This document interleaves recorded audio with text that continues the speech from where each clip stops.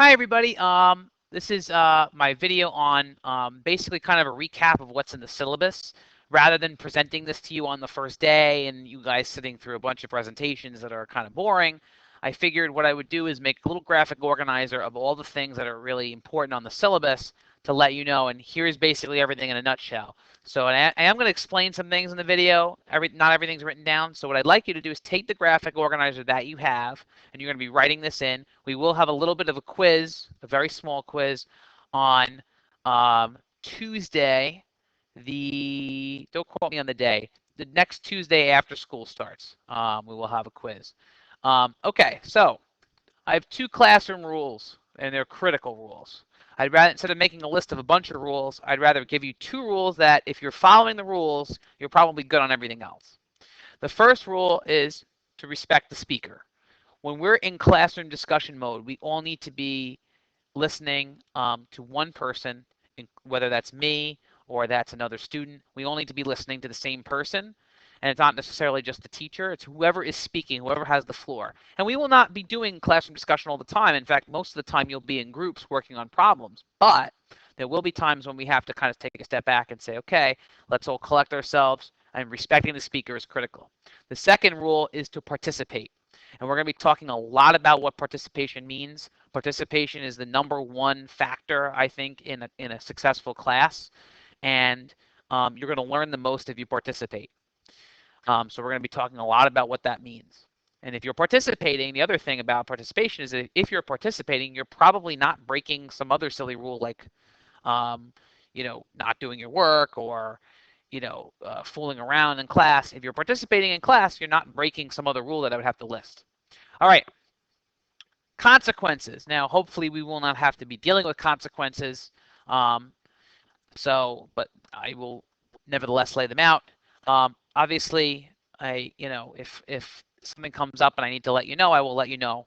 It's a warning. Then if we need to, go to a penalty, you'll see we're going to talk about the participation rubric, and there will be points in there about, your behavior, and you can lose points. And then if it really becomes a problem, call home a referral would be the next step. Okay.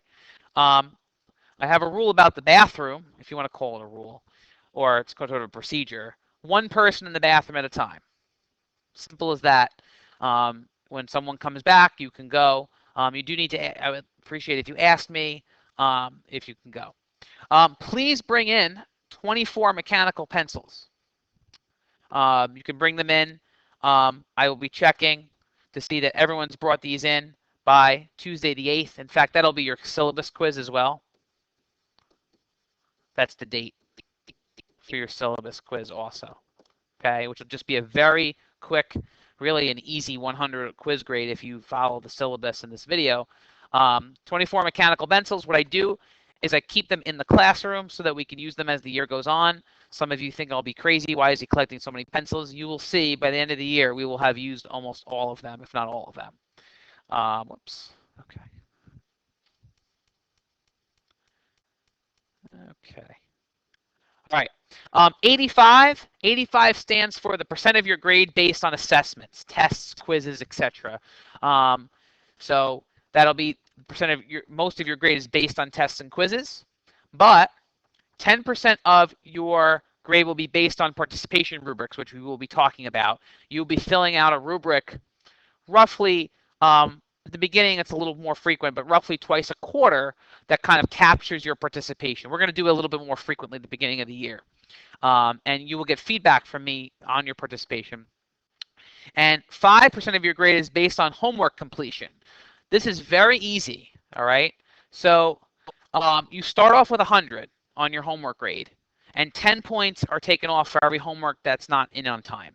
And that I do by spot checking. I don't come around, I don't generally collect homework, although I reserve the right to. I generally don't collect homework. What I do is I see that you did it and that you tried your best on it. Leaving a lot of problems blank is not trying your best on it. If you're coming up with a situation where you can't do the homework, you need to reach out to me before the next day. An email, coming to extra help, that sort of thing. You need to tell me what's going on so that we can set up a plan. You can't just come in the next day and be like, oh, I just didn't do it. Then you will lose points in that category. All right. 4 things you need to bring with you every day to class. Your first thing is your 3-ring binder notebook. This needs to be solely dedicated for math. I love your other teachers. I don't want to see their, whoops. I love your other teachers, like I was saying. Sorry, I just realigned the smartboard. I love your other teachers, but I don't want to see other things in your math notebook. Please keep it to math. It's going to be plenty full. Secondly, your calculator. You should have a TI 83 or 84, preferably the 84. The 84 does have some things that the 83 doesn't, but we'll accept the 83. I know these things are expensive. 3, pencils. Even though we keep them in the classroom, that's really for the days that you forget, and I know you will. But so bring your writing utensils, and please bring your homework.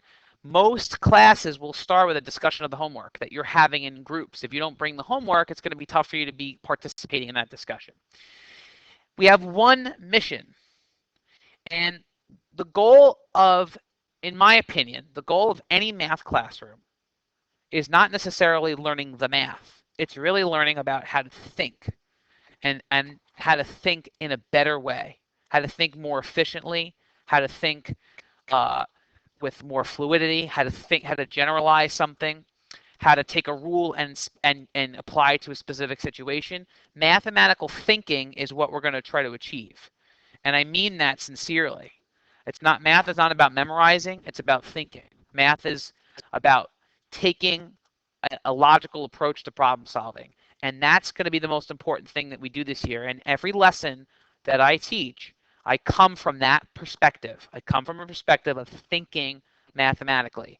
So, obviously, there is certainly something to be said for practice. Of course, practice is important.